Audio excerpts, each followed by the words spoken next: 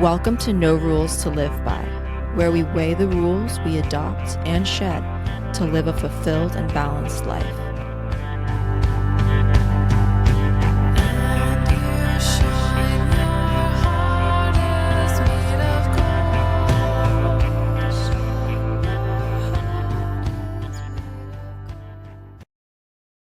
Welcome to No Rules to Live By.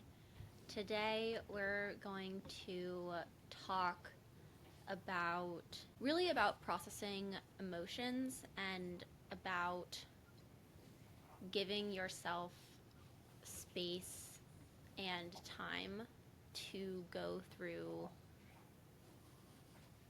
the process of grief. And this can take shape from grieving ways of being, grieving partnerships, grieving loved ones, grieving what you thought would be. There's all types of grief, but they have to move through our system in the same way. And so I kept getting the message that this was something that we needed to talk about today. Yeah, so I'm excited to just dive into this conversation, more of an open discussion of ideas, because this is one of those topics where there aren't answers, and obviously there's people talk about stages and steps, but none of this type of emotional processing is linear. Yeah, and I think through life experience, it's something that is learned. Like, it's so unnatural the first time you go through it, and having been through it from like a loss standpoint with more like grandparents, and now getting to the age where it's starting to be more like parents, that like generation, it's speaking more about like death, not necessarily like loss of partnerships, but that too. There's a lot that like you kind of learn through going through it yourself or seeing others go through it. But I think it's one of those topics that it's like, it can be really hard to put words to. It can be really hard to talk about, because it's just like so hard, and it sucks. So I think our intention with today's episode is that hopefully, if you're going through any kind of loss, to just know that like you're not alone in that, and maybe take away some tools that can help you move forward. Exactly. And grief can be one of these things where, although it is a universal human experience, it's something that is really misunderstood, and a lot of people are uncomfortable with in themselves, in other people. It can even feel shameful, but it is so potent and poignant to every single person. Every single person you can't get through living a human lifetime without having to address grief at some point. So, all that to say, I'm no expert, and obviously there are certain things that I'm still not necessarily good at around this topic. It's always really hard to know what to say for someone going through an experience. It's really, while it can be really constructive to tell people to look on the bright side and to seep positivity into the experience, it's also really, really valuable to allow yourself to feel it in its entirety, and that's something I definitely want to make sure we talk about. But obviously, the most universal experience that a lot of people have is the loss of loved ones. And I remember it's not just around the permanence of the loss, but even in the anticipation of the loss. And I was thinking the past couple of weeks a lot about my grandmother, who, on my mother's side, who lived with me through high school while she was going through Alzheimer's, and the grief in seeing her lose control of her memory, and while on one end appreciating there being this grief in her confusion, her frustration, and seeing my own mother, have to shift roles and take care of her mother and feel that inevitable loss of loss and change in relationship. And I think I say this to say that there is there's grief in finality, and there's grief in the process of getting to a sense of in the inevitable. It's almost, and obviously these are very different topics, but you feel it similarly when you're going through a breakup, and you can feel months before it's going to happen that it's inevitable, and the grieving starts before and it continues long after. But we live in this society where people expect it to be like, oh, it's like, like, oh, it's been a couple weeks, like it's done now. But and it's great when people show up for the hard moment, but it's something that not never over, but it's something that will always live inside you. So I think something that's really important is saying that and recognizing that grief is something that needs to be sat with, and sat with regularly, because we all carry collective grief. Like, I was crying this morning when I was watching reels about what's happening in Gaza, because it's really sad. I've cried due to failures of mine that happened years ago. I've cried, missing loved ones years after they were gone. And it's never something that is linear. Just like people say that healing is not linear or success is not linear. No, grief is one of those topics that is messier to talk about, but it is the same. Yeah. And I think probably, you never forget your first loss in the same way, like, you never forget your first love. Like, and for me, it was our first dog, which I feel like very blessed. Like, my first loss was obviously, like, dog. I'm a huge dog lover, and dogs are our family, but I'm sure people have much more difficult first encounters with death. But it was a huge blow to your, like, reality. You kind of, it's one of those chapters that we know is inevitable, but we don't like to think about it, and best to not talk about it and just pretend it's not gonna happen. And it really rocked our world. I was only 12, and he was very young. He got diagnosed with leukemia, and he died within like 4 days of us figuring out that he was sick. And prior to that, he was like a very healthy dog. I think actually the week before he passed away, my mom and my sisters and I took him on this like tour of our town. We probably walked like 5 miles. It was a beautiful day. We didn't think anything of it. He was totally fine. Sometimes he like laid down and took breaks, but like that was just his personality. He was just a goofy chocolate lab, Toby. And I will never forget Mom basically finding out he was really sick, something wasn't right, and I won't have to share like all the sad details. It's a very sad story, but anyways, all of a sudden he was gone, and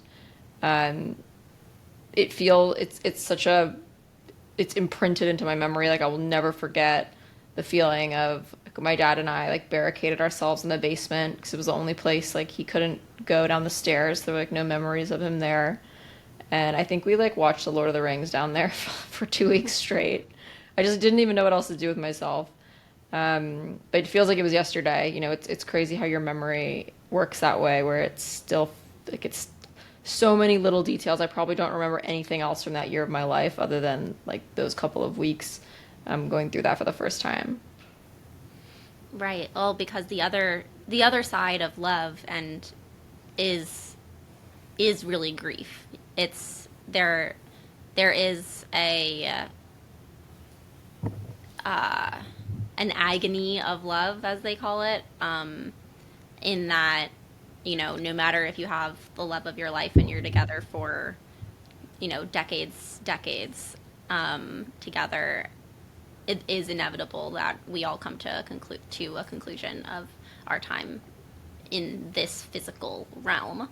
And depending on your belief system, you can believe that that all of these souls are connected and still around us, or are reborn. Everyone has different ways that they think about souls, but grief can also be grief in something that, not something that happened, but something that didn't happen. You can also grieve a way you thought your life was going to be in a picture you had in your head. You can also grieve things such as losing your job is a form of grief. And it's all something that people feel like they can't necessarily express that as an equally valid form of grief, but it's just as big of like a life change. Like someone going through a divorce is similar to having a version of their life that they thought they were going to have. It's an ending that needs to be grieved just as much as that is a celebration of liberation. So there's all this duality in this emotion, and it's important to talk about that duality, because the other end of allowing yourself to fully experience grief is feeling the beauty on the other side of that spectrum. And so grief is something that I've sat a lot with, and I wanted to talk a little bit about really practical steps of how to do that. So there's a lot of different levels to this depending on your comfort level, and that could be just in a space all by yourself, maybe lighting a candle, maybe having some flowers, resourcing towards something that makes you feel pleasure, having something that you can ground back to if you feel like you're getting lost in grief. And that can be something as simple as the sky, and just being very, very still. So maybe lying on your back and breathing really deeply. So breathing deep into your stomach, into your chest, and exhaling. And the thing that, as someone who does somatic work, I learned to process how you feel it as physical pain. And I think that that's something that in the standard vernacular and discussions around grief isn't necessarily acknowledged that much, is that it's really important to feel that pain. And that's where a lot of people, when they're grieving, maybe turn to feeling angry, feeling frozen, feeling like they need to numb themselves in some way. But the grief and the pain is the teacher. It is the medicine that will get you through it. And any way of avoiding it is going to, bring about more pain. And the only way to get through grief is to grieve. And it's also, once you do it, it can be such a beautiful process. Something that I think is really, really powerful about grief is talking about it and being witnessed in it. So this is something that could be done with a coach or a somatic therapist, or, there are grief and death doulas. There are people who can help you with this, or even just a friend or a loved one, maybe someone who is separate from the circumstance or connected to it as well, and really talking about it and being seen in your messiness, because that's how people categorize it. But it's so human, and a lot of people feel like they need to hide to cry, and that is totally valid. But I think it's really, really, and in my experience, it's really, really potent medicine to be witnessed in the most gutting grief. And I always find myself using that term gutting, because to me, in my body, grief feels like nausea and like a stabbing in my gut. Yeah. What would you say are some tips for someone that has a friend or a loved one that's going through grief? Like how can they support them through that and kind of battle that, just meeting them where they're at? And I just feel like a lot of times people don't really know what to do or how to behave. It's just feel really awkward and stuck on how to support a loved one going through it. Absolutely. And honestly, I'm not going to consider myself an expert on that, because I know exactly that tension you're talking about. It's that uncomfortableness of, oh, this just happened. It's like, oh, like how do how do I react to that? And I think it's almost this feeling of let me give you privacy, let me respect your privacy.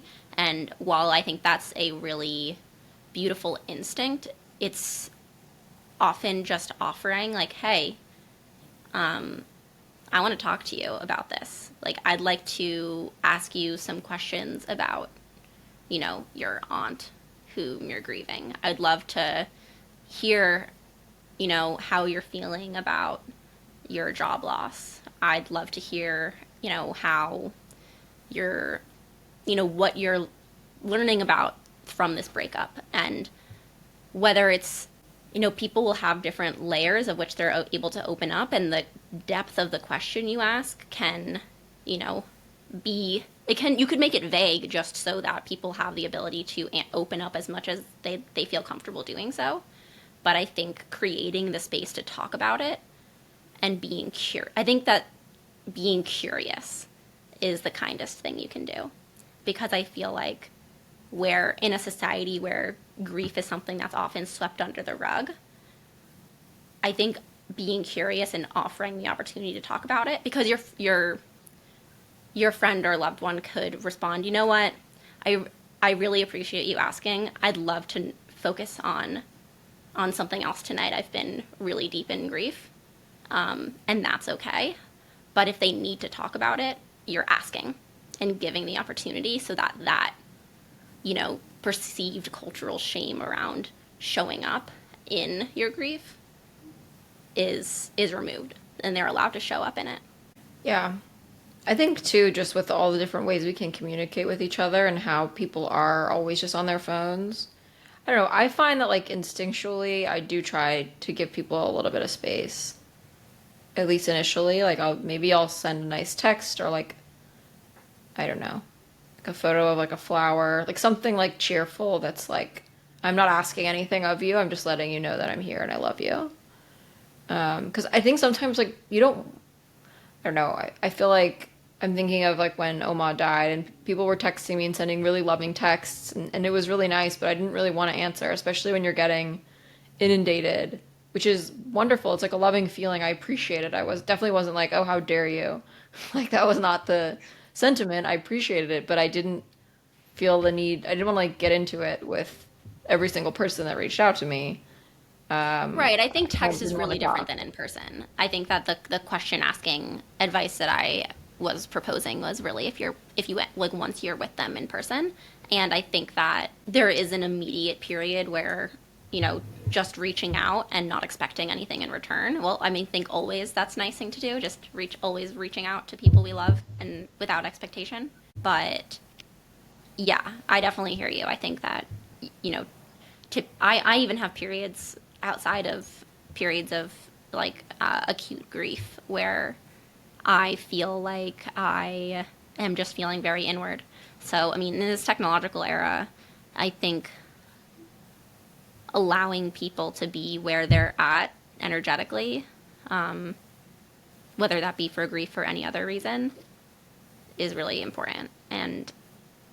But especially, if people are going through periods of grief or depression, continuing to reach out, I think, is the kindest thing you can do. Yeah.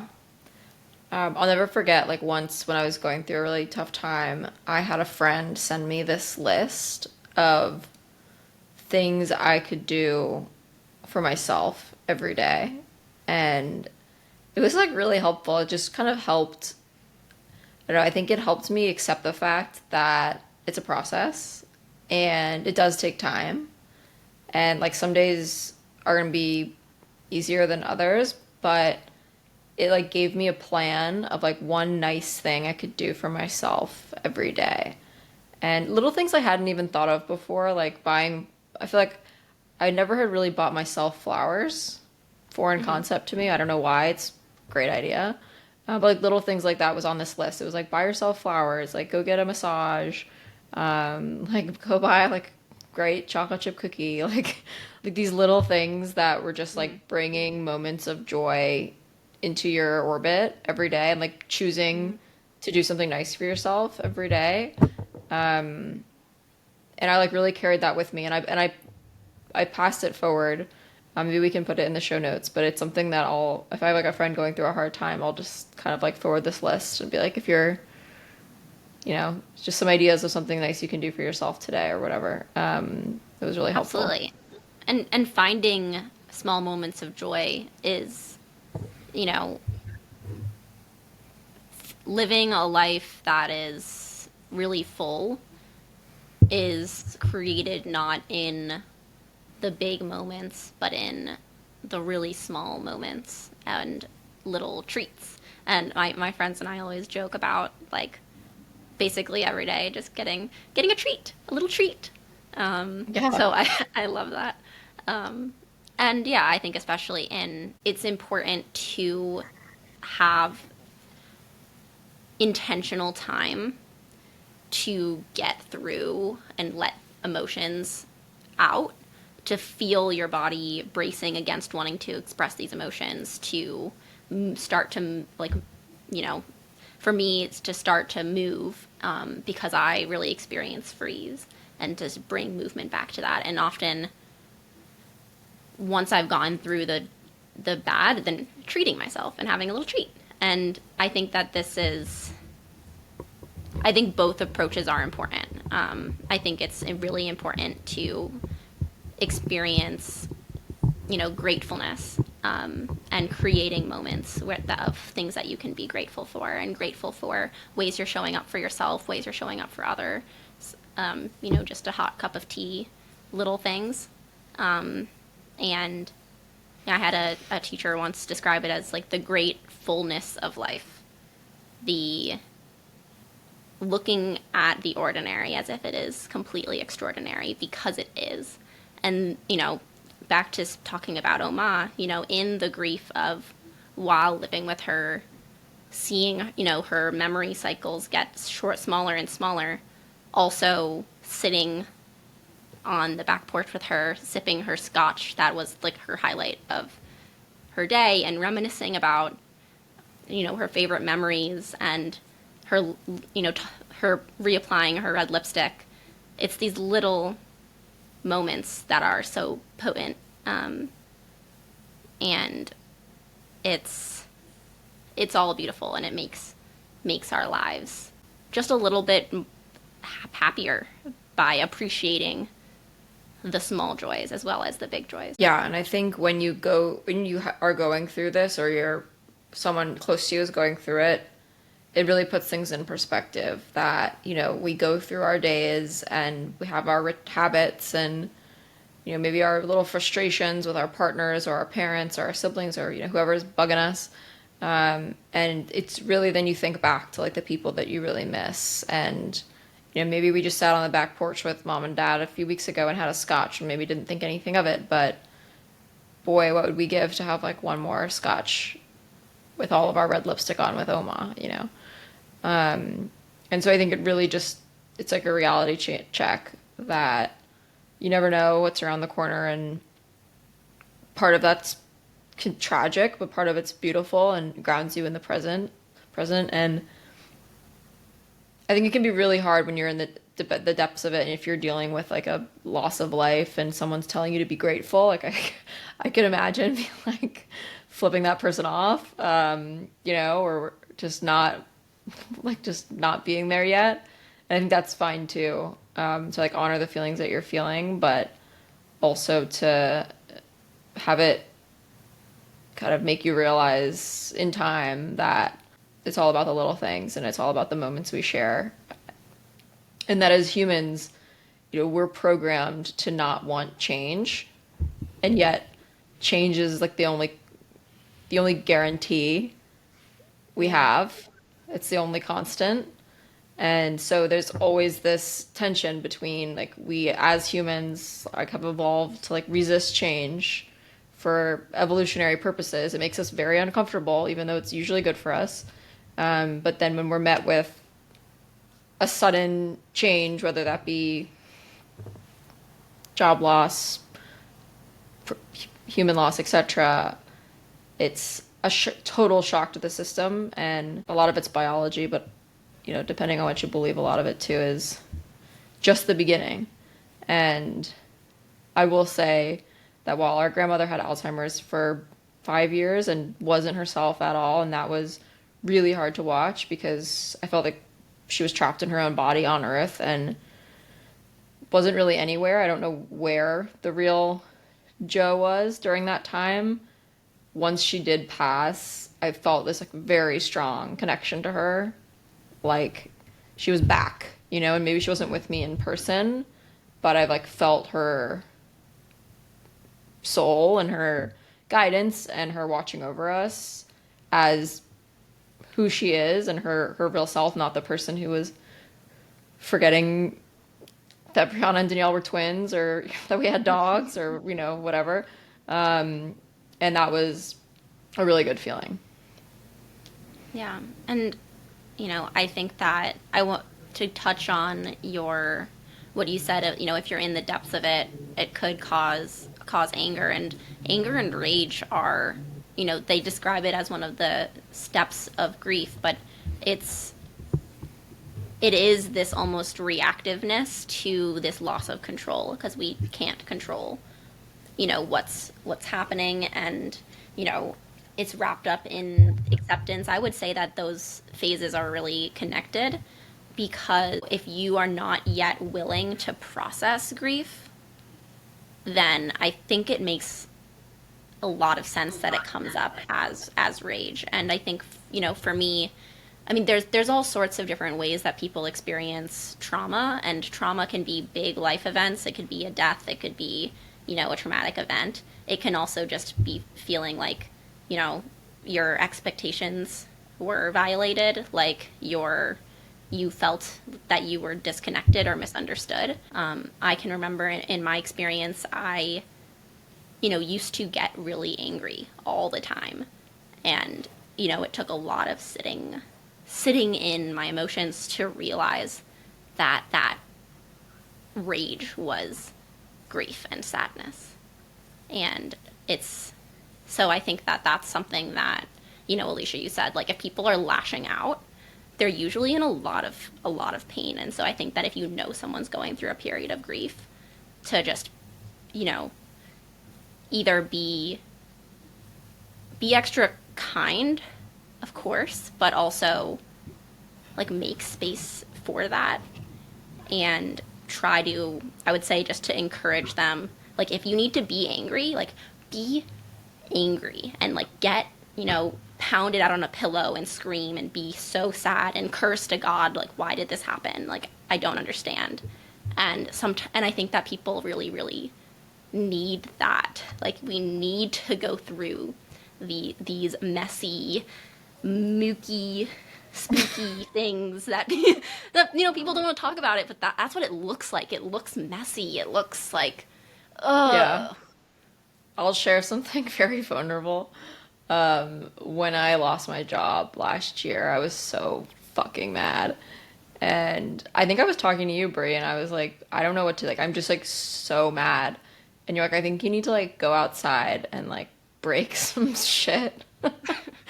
And I did. I like went into the forest, like behind where I live, and I literally was like grabbing twigs and snapping them and like literally just throwing wood around and like throwing these like big logs and like breaking them with my foot. And I'm just like yelling and screaming until I'm like crying, and then I'm like laughing, and because I'm laughing because I'm just being so ridiculous. But it also it was like such a release. And I swear that was like the day I got over it. Yeah, I was mean, like, "Okay, I'm over it." Like, it makes sense that you're laughing and you felt lighter. It's like you can like literally grieve your way into like an orgasmic state. I won't go down that road too much, but like it feels good. It feels good to release. It feels good to get the heaviness, the feeling of something pressing you down, like just even a fraction lighter.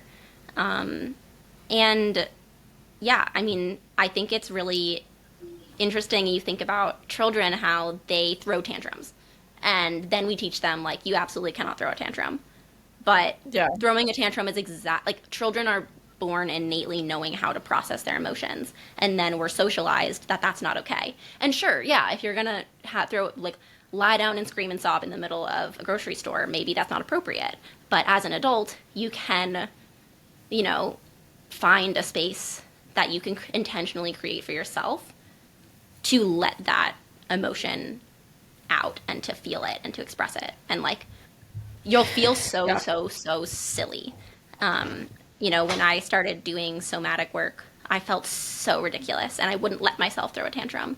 Even though as a child, Alicia can attest, like, I Yeah. was, We all you know, remember the Lyme incident of 2005. Almost got killed by a flying lime from Brianna. and I wasn't even a kid. I think I was like 15. It took Yeah. me a really, really long time to learn how to regulate my emotions. And in fact, I never actually learned how to do it until I was an adult, which is why I would hold all my emotions and then I would explode. Um, and Yes. so, And confirm. yeah, basically anyone who's ever known me can confirm that. Unless they met me in like the last 4 years, maybe. Oh, Brianna's such a chill girl. Um, no, but I think I say this because I think, you know, for whatever reason, I think I felt called to talk about grief today because I think obviously there's a lot of things happening in the world where we're all experiencing collective grief, and you know, we're kind of like strong armed against like, don't look at it, like just pretend everything's fine. um, and it's That's how okay you get to, sick. If you don't let it out, you're gonna internalize it in your body, and you're gonna literally get it yourself sick. yeah, get, you know, diseases. It'll start as like, you know, maybe you'll have stomach problems. You're like, what's going on? It's like, you need to let yourself cry. You need to talk to a friend or a therapist and say like, and that's why I said just asking the questions and being curious. You know, I think that's the only, and I know I'm obviously, you know, would be curious to hear what other people's strategies for showing up for others is, but at the end of the day, like, only you can show up for yourself in that way.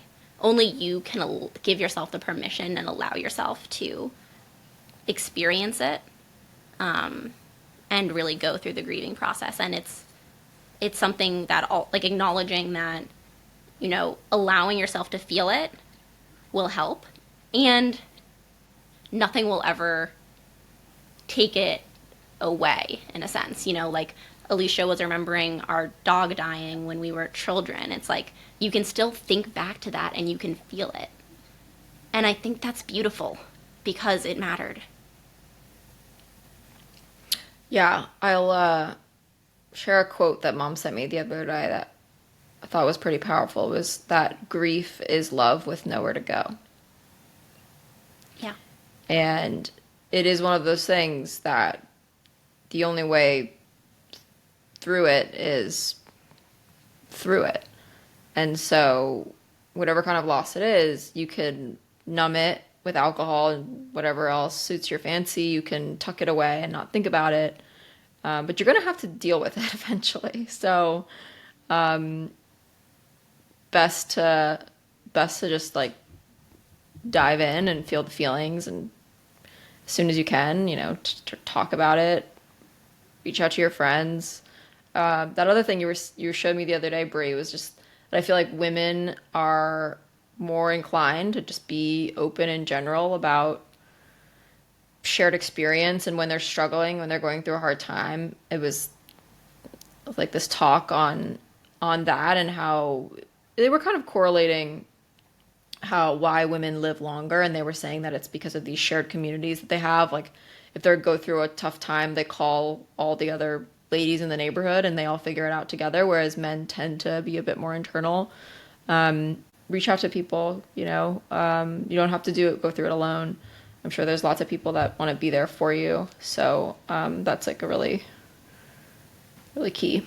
It's really important to show up for yourself, show up for others, and to connect with whatever it is that you believe in, and try to find strength in that. And I don't know why the story you were just telling about the, like, you know, longevity and men and women differences reminded me of a book that I read, and it was talking about a study where people were praying for those who lived, you know, 100 years ago, and they just were given random names, and they thought that they were people in a hospital today. They weren't told that these were names of people that had already lived, had already died. And the ones who were prayed for versus the ones who weren't prayed for, even though it was a completely different century, where like and actually did better back then.